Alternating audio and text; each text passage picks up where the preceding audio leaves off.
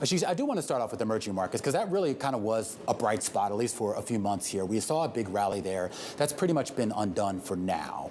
The big question here is, what are the drivers there? What were the drivers behind that rally, and is there any life to that left?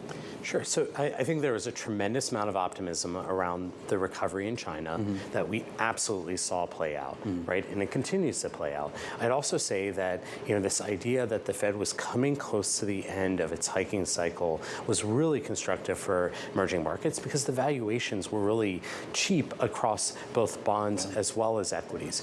I think what's happened over the last 3 months is that we've realized that we might end up with a tougher growth path that leads to kind of more challenges along the way. And look, I'd sit back and say that this higher cost of capital is impacting all different parts of the economy.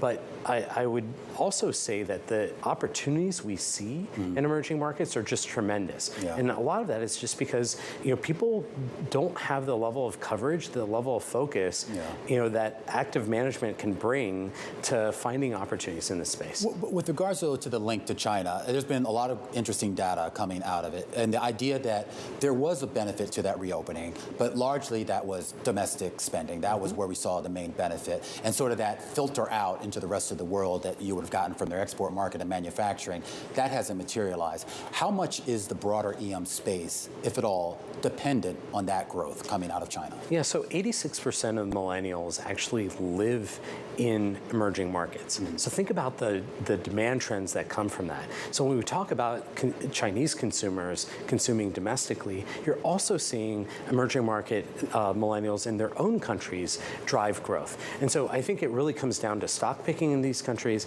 I'd also say on the bond side that while some of the sovereigns are definitely facing their own set of challenges, you also see companies that are used to high inflation environments, used to high volatility, and that have much less levered balance sheets than many US or European companies. And so that resiliency in the face of volatility is something that we really like.